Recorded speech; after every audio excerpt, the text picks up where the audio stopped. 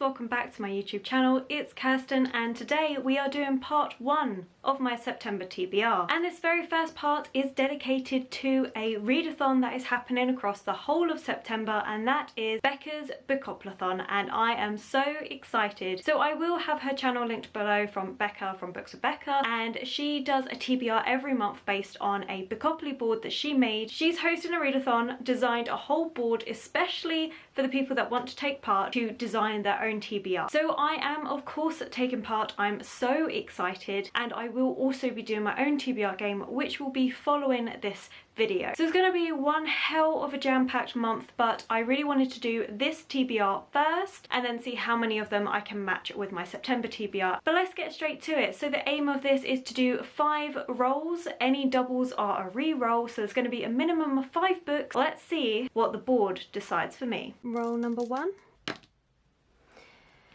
Oh gosh, starting off with a double, but we're on number 6. And that's a book with a dark cover. But we have our first re-roll. 10.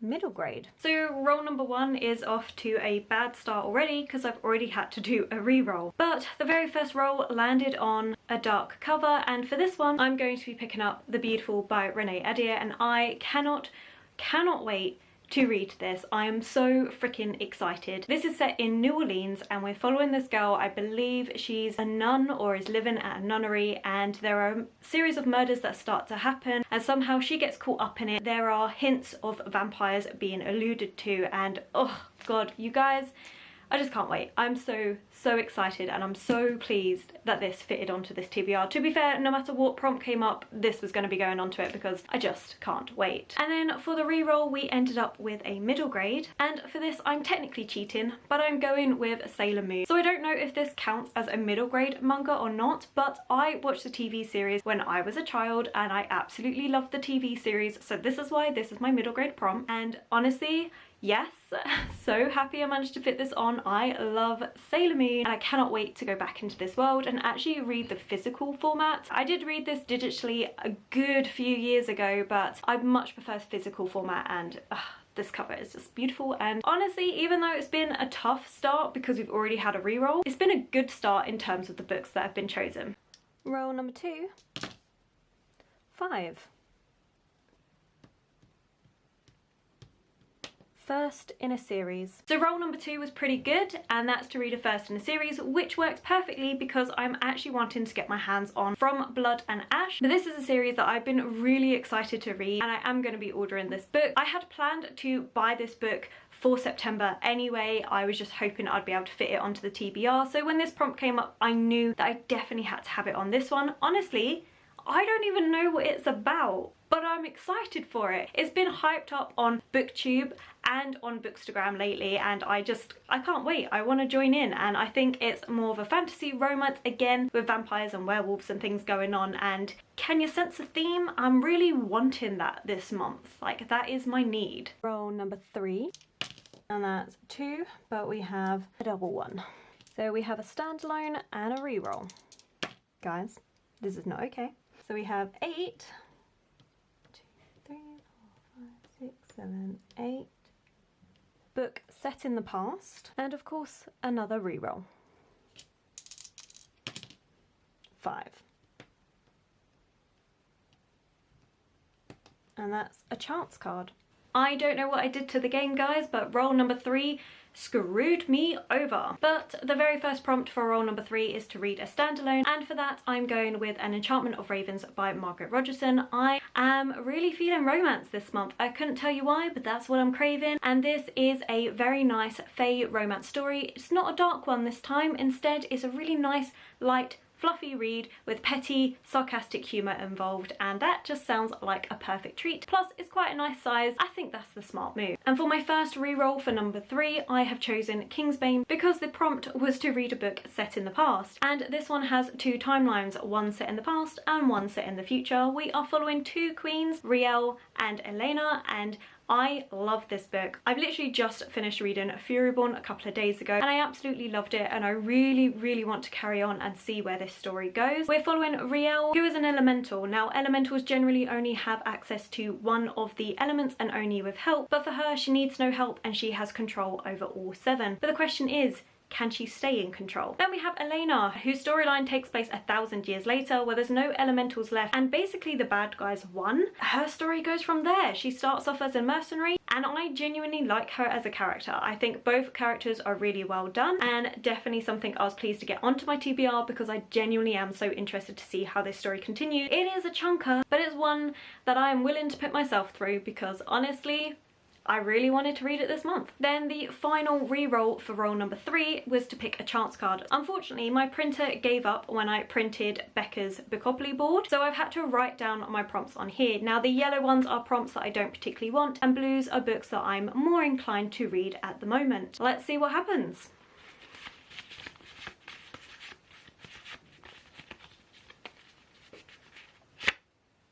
Oh gosh, it's a yellow. And that's The Night Circus. This is a book that I know everybody says is absolutely beautiful and it's supposed to be this really amazing book, but it's a book I've never been inclined to read, and I cannot believe I'm now having to read this, especially because I'm not in the mood for something that's beautiful writing. I'm genuinely in the mood for some romance. I don't know if this got romance in it. I kind of hope it does, and I genuinely do hope it holds up to the hype that everyone has given it, but I guess I'm gonna find out. Roll number 4. That's 10.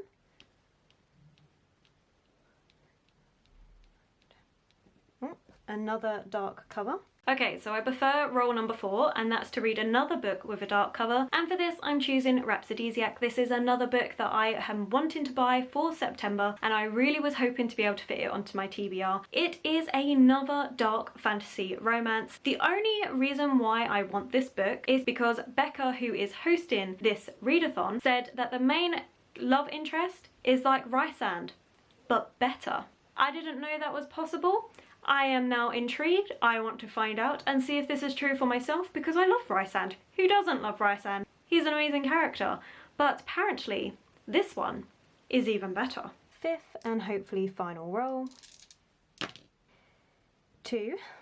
1, 2. Foiled cover and a re-roll. 6.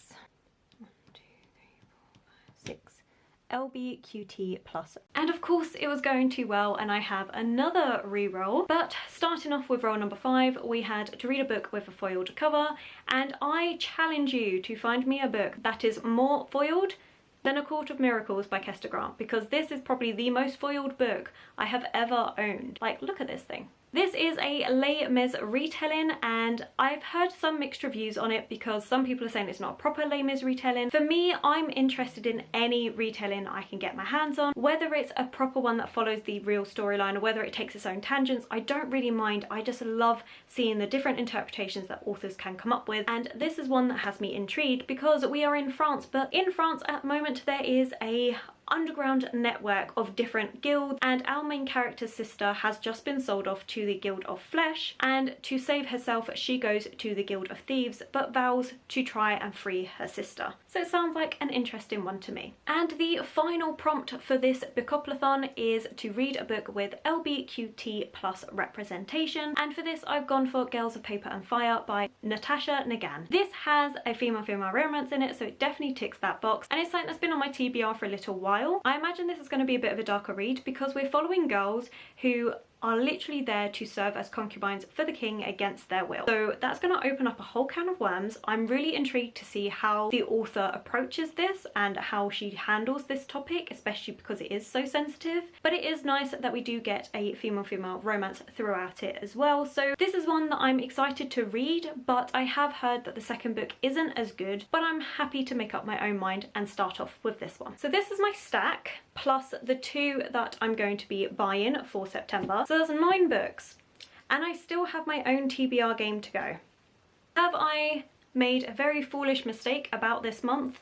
most likely, am I going to try and get as many of these books onto my own TBR as possible? Oh god yes, because I don't know how else I'm going to do this. But I hope you have enjoyed. Please let me know if you're taking part in this readathon, because I would be really excited to see all of your videos on your TBRs. But for now, if you've enjoyed this video, don't forget to give it a thumbs up and subscribe. All my social media links to my Instagram, Goodreads and Twitter will be linked below, and I'll catch you in the next one.